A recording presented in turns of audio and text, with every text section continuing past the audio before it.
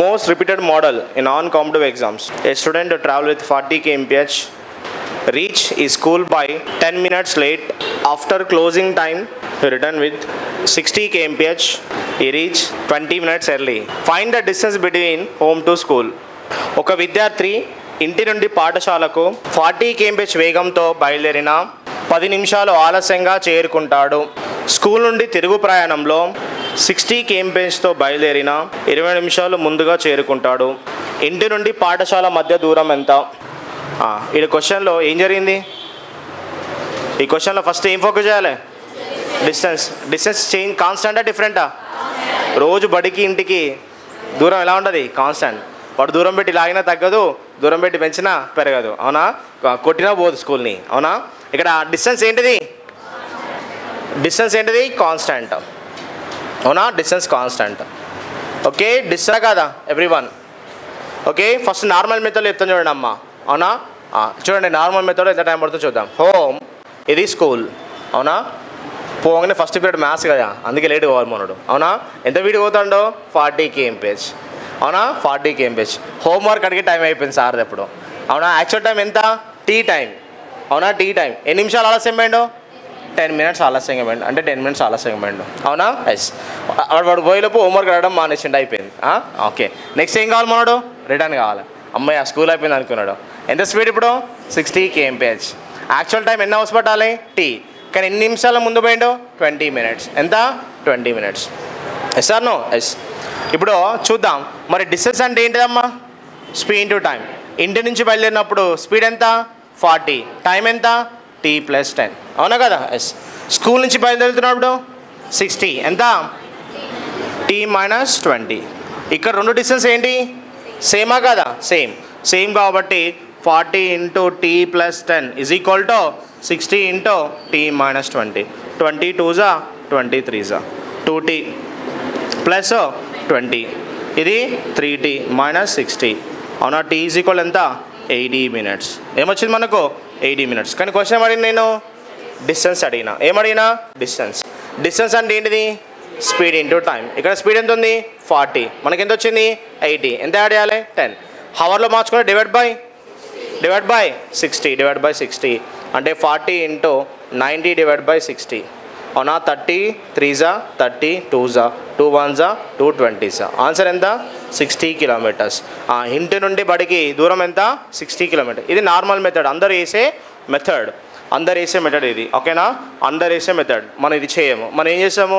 Ratio, percentage, fraction concept వాడి చేయొచ్చు, ఓకేనా? ఇది నార్మల్ వేసే టైం, ఓకే? చాలా టైం పడుతుంది, అందరు ఎక్కువ ఫాలో అవుతుంటారు. ఇది అవసరం లేదు, సింపుల్ లాజిక్. ఇక్కడ క్వశ్చన్లో స్పీడ్ గురించి డిస్కస్ చేద్దాం. ఇనిషియల్ స్పీడ్ ఉందా లేదా? మాట్లాడండి అమ్మా. ఉంది. ఓకే, సో ఇదంతా అవసరం లేదు టైము, ఓకే? సింపుల్ కాన్సెప్ట్తో చేద్దాం. కావాలంటే మళ్ళీ చెప్తాను ఇది తర్వాత, ఓకే? రైట్. స్పీడ్, అవునా? Initial speed, final speed. Initial speed ఎంత? 40. ఫైనల్ ఎంత? 60. రేషియో ఎంత? 2:3. ఇక్కడ డిస్టెన్స్ కాన్స్టెంటా కాదా? డిస్టెన్స్ కాన్స్టెంట్ అయితే time and speed A proportion అంటే ఏమవుతుంది? 3:2, అవునా? యాక్చువల్లీ మనోడు 40 వెళ్ళినప్పుడు ఎన్ని మినిట్స్ ఆలస్యము? 60 వెళ్ళినప్పుడు ఎన్ని మినిట్స్ లేటు? ఇప్పుడు టైం డిఫరెన్స్ కనుక్కుందాం. ఏం కనుక్కుందాం? Time difference. అంటే ఫర్ ఎగ్జాంపుల్ రోజు స్కూల్ 9 AM, పొద్దున పోయేటప్పుడు ఏ టైం పోయిండు? 9-10. సాయంత్రం వచ్చేటప్పుడు మళ్ళీ కూడా ఏ టైం అనుకుందాం? 20 minutes ఎర్లీ అంటే ఎంత? 8:40. ఎంత? 8:40. ఇంచుడికి గ్యాప్ ఎంత? 30 minutes కదా? 30 minutes. గ్యాప్ అంటే ఏం చేయాలమ్మా? మైనస్ తీసేయాలి. తీసేస్తే మైనస్ పోదా? మైనస్ ఉంటే plus t - t cancel. Gap ఎంత? ఇదే గ్యాప్, టైం గ్యాపా కదా? ఎస్. మరి ఇక్కడ టైం గ్యాప్ ఎన్ని పార్ట్స్ ఉన్నాయి?